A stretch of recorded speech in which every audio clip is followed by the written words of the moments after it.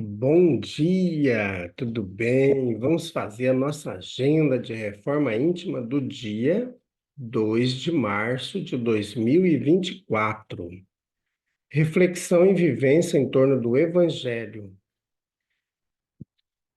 Jesus lhes disse: Por que me procuráveis? Não sabeis ser preciso que me ocupe com o que respeita ao serviço de meu Pai? Lucas 2:49. Sugestão para a sua prece diária. Prece de amor aos semelhantes. Reflexão. Deus permitiu as transações no planeta para que aprendamos a fraternidade nas expressões da troca. Deixou que se processassem os negócios terrenos, de modo a ensinar-nos através deles qual o maior de todos. Eis porque o Mestre nos fala claramente nas anotações de Lucas: Não sabíeis que me convém tratar dos negócios de meu Pai?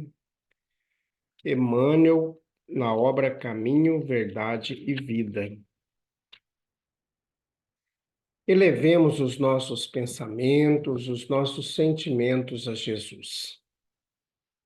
Bondoso Jesus, nós nos colocamos nesse instante diante de Ti para agradecer pela semana que se encerra, para agradecer pela oportunidade da vida e queremos pedir, Jesus, por todos os nossos semelhantes, desde a nossa família, nossos parentes, nossos amigos, conhecidos, colegas de trabalho, todas aquelas pessoas que encontramos no decorrer do dia, que o seu amor envolva a todos nós. Graças a Deus, que Deus seja louvado. Meus amigos, hoje sábado nós temos agora pela manhã a evangelização com as crianças, com os jovens, com os adultos. Teremos também o tratamento espiritual e a distribuição da sopa fraterna. Então, a gente convida todos os amigos para estarem conosco em nossas tarefas na Casa Espírita. E no final da tarde, às 4h30, nós temos a Escola de Estudos Espíritas, a Global Kardec.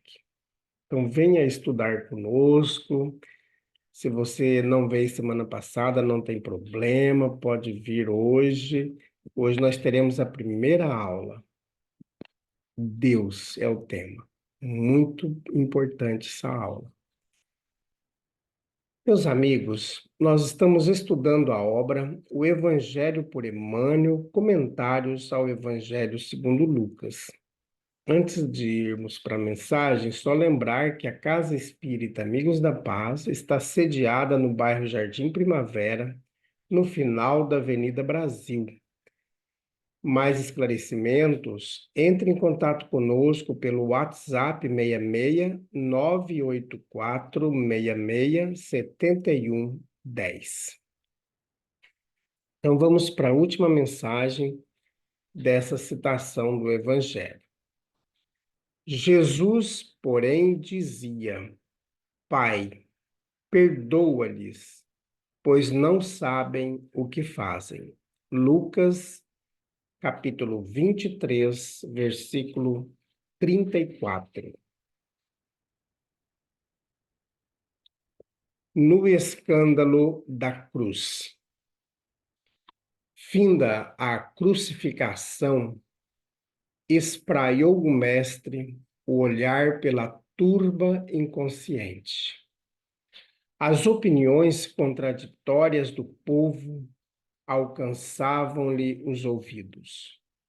Os companheiros estavam distantes. Ocultavam-se os beneficiários de seu amor. Era constrangido agora a permanecer entre o insulto dos acusadores e o escárnio da multidão.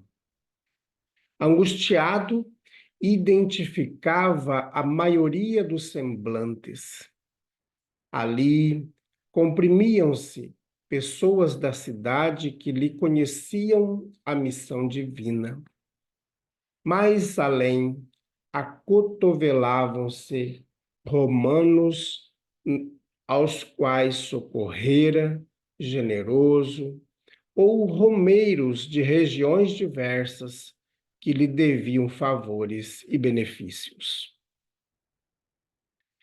Quase todos haviam comparecido à festividade de sua entrada triunfal em Jerusalém. Comentando-lhe o feito na ressurreição de Lázaro, ou recordando-lhe entusiasticamente a virtude, a cooperação, o ânimo e o serviço. Não haviam decorrido muitas horas e as mesmas bocas ridicularizavam-no sem piedade. Por que não reagira em recebendo a ordem de prisão? Não seria razoável a fuga dos discípulos diante de sua tolerância em frente ao sequaze dos sacerdotes? Não salvara a tantos? Por que não remediara a si mesmo? Ensinara a resistência ao crime e às tentações. Por que se entregava assim como desordeiro vulgar? Não seria vergonha atender a missionário como aquele incapaz de qualquer reação? Entretanto, um dia indignara-se no templo perante os mercadores infiéis. Que razões o moviam a não recorrer à justiça do mundo? Contrariamente a toda expectativa, aceitara a prisão sem resistência. Deixou-se conduzir como criança pela pior companhia, submeteu-se aos açoites e bofetadas. Deixou-se vestir de uma túnica escandalosa, ele que era simples e sóbrio por excelência, nem reclamou contra os espinhos com que lhe coroaram a fronte. Aceitou a cruz como se a merecesse, e por fim, ó ridículo supremo, não se revoltou quando o exibiram no madeiro seminu, sob apupos e gargalhadas. Jesus ouvia as opiniões que se entrechocavam, guardando silêncio. Onde estaria o evangelho se reagisse? Para onde enviaria os seguidores de sua palavra se lhes abrisse no coração a sede de vingança? Que seria do reino de Deus se pretendesse um reino dominador na terra? Onde colocaria a justiça do Pai se também duelasse com a justiça dos homens? Onde situava o auxílio divino de que era portador, se não desculpasse a ignorância? Como demonstraria o amor de que se fizera pregoeiro, lançando chamas de cólera, exigindo reivindicações e castigando os escarnecedores, já de si mesmos tão infelizes? Deveria acusar publicamente os organizadores do escândalo, dando-lhes pasto aos sentimentos perversos, ou deveria tratá-los com o silêncio, para que tivessem de enxergar a si próprio? O mestre espraiou o olhar pela multidão desvairada, lembrou-se dos amigos distantes e fixou os adversários presentes, meditou nas profundas perturbações da hora em curso, considerou as necessidades espirituais de cada homem, compreendeu o imperativo da vontade de Deus e, já que era indispensável dizer alguma coisa, movendo os lábios na direção do futuro de sua doutrina, levantou os olhos da terra para os céus e murmurou compassivo: Perdoai-lhes, meu Pai, porque não sabem o que fazem. Comunicação de Emmanuel, publicada no Reformador, março de 1945, e também na obra Coletânea do Além, da editora LAC, capítulo No Escândalo da Cruz. Meus amigos, mensagem antiga de 1945, beirando aí 80 anos, e a gente tem uma profundeza nas palavras de Emmanuel, tratando aqui para nós esse momento doloroso do Calvário, o momento que o próprio Emmanuel chama de no escândalo da cruz. E a gente vê que todos, a maioria que se encontrava ali, foram beneficiados por Jesus. E Jesus, então, está diante aqui no alto da cruz, sentindo as dores atrozes pela crucificação, por mais que o Cristo se encontrava materializado entre nós, mas a dor era lacinante, porque ele se encontrava sob o peso de todos os sofrimentos da raça humana, porque nós fomos negligentes ao amor. Tivemos vários irmãos que vieram, que antecederam a vinda ou materialização do Cristo, os profetas, os missionários em todos os povos. No povo hebreu, tivemos aí diversos profetas, desde Moisés, Abraão, o próprio Jacó, né? Toda a família de Abraão, aí, seus descendentes, os profetas, todos esses missionários. Tivemos Forri na China, Buda, Krishna, diversos outros irmãos que vieram, Sócrates, Platão, muitos que vieram em nome de Jesus, trazendo ao povo os ensinamentos do Evangelho. E chegou no tempo predito para que se cumprisse o enunciado pelos profetas, a materialização do Cristo. Então, Jesus entre nós. E aqui o povo toma a decisão, principalmente liderados pelos fariseus, pelos hipócritas, pessoas que se diziam sacerdotes, doutores da lei, mas não conseguiram compreender os ensinos de Jesus. E isso já perdura 2000 anos. E até hoje ainda não conseguimos compreender os ensinamentos do Cristo. E muitas vezes estamos transvestidos de grupos religiosos, mas somos repetidores de Pilatos, repetidores de Caifás, de Herodes, de fariseus, de doutores da lei, totalmente hipócritas, que ainda não conseguimos compreender o Evangelho de Jesus.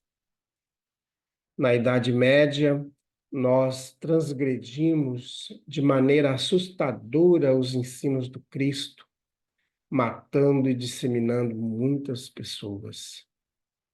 E ainda hoje fazemos a mesma coisa quando nós divulgamos o ódio, quando compartilhamos das ideias reacionárias, das ideias extremistas, quando expulsamos um filho de nossa casa porque ele é homossexual, quando matamos na rua aquele que é diferente de nós,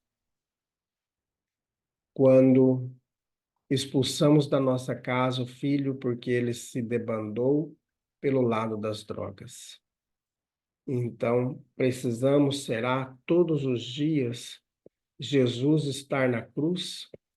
E se nós formos observar, Jesus está na cruz todos os dias, porque enquanto tiver um de nossos irmãos sofrendo, passando fome, passando necessidades atrozes, guerras, mutilando famílias, destruindo casas, disseminando doenças, nós estamos crucificando Jesus. E o dia que nós compreendermos que o Evangelho do Cristo ainda não está sendo vivido, nós precisamos reviver o Evangelho de Jesus.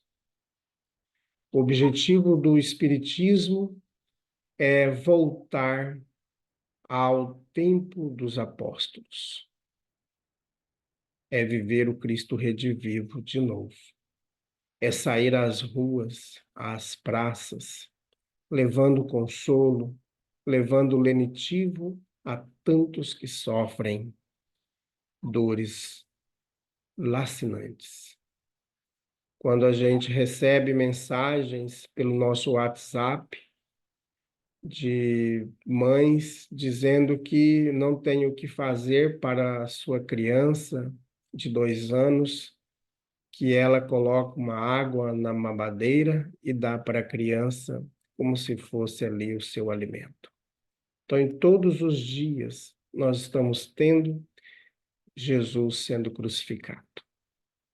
E nós, muitas vezes, por nossa ignorância, mas eu acho que a gente não pode mais dizer que somos ignorantes, principalmente o povo do Ocidente, porque nós tivemos acesso aos ensinos de Jesus.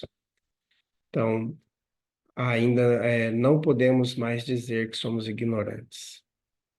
Uma vez, quando eu estava na Igreja Católica, eu ouvi um padre que veio da Irlanda pregar um retiro para nós.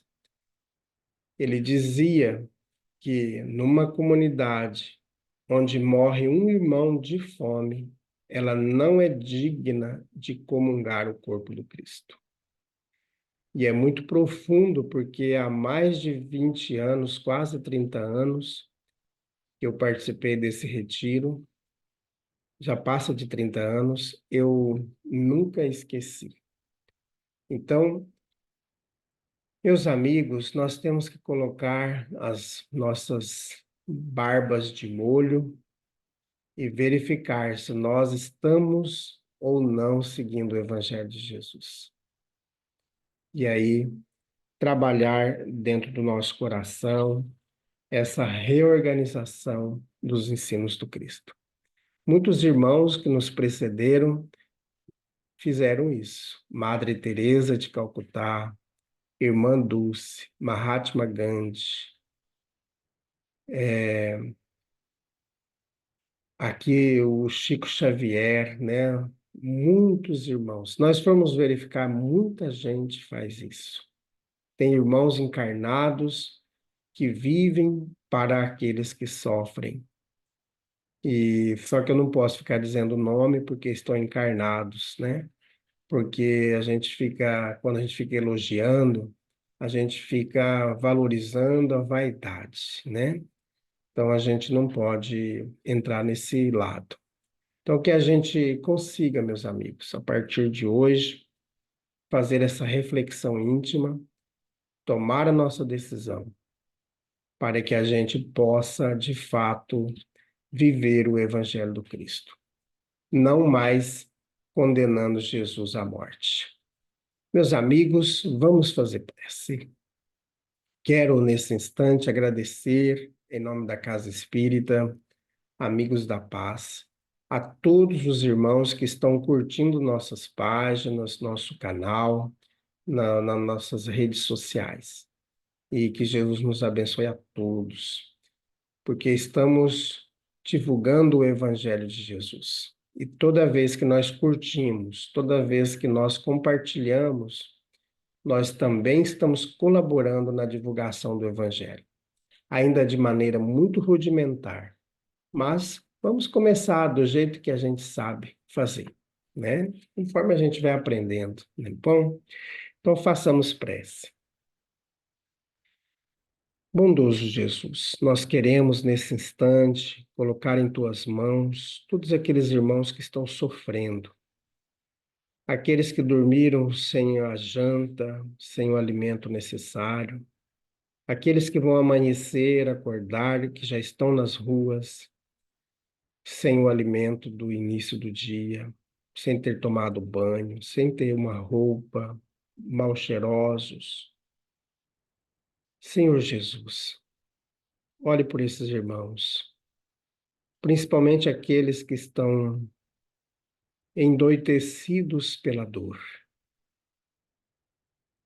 aqueles que se batem nos postes, porque a dor da alma é dilacerante. Olhe, Jesus, por aqueles que estão envoltos nas drogas, na bebida alcoólica, no cigarro, aqueles que estão nos vícios do sexo, da gula. Olhe, Jesus, por aqueles que estão envoltos no egoísmo, no orgulho, na arrogância, na ganância, causando dores nos outros, provocando guerras. Amado Mestre Jesus, olhe por aqueles que estão enfermos nas suas casas, aqueles que estão vitimados do câncer, aqueles que estão nos leitos hospitalares, que nesse instante, Jesus, que o anjo da caridade, que foi nas profundezas das trevas buscar Judas Iscariotes, possa nesse instante, Jesus, buscar esses irmãos que estão doentes, que estão em todos os ambientes sofridos, envolvendo-os com amor, intuindo em suas mentes persistência, perseverança, mantendo-lhes a esperança, porque tudo se ajeitará. E que possamos, Jesus, diante das nossas provas, das nossas expiações, conseguir passar esses momentos da dificuldade com sabedoria, com inteligência. Fica conosco, Jesus. Graças a Deus, que Deus seja louvado. Meus amigos, tenhamos um bom dia, fiquemos em paz e que Deus nos abençoe a todos.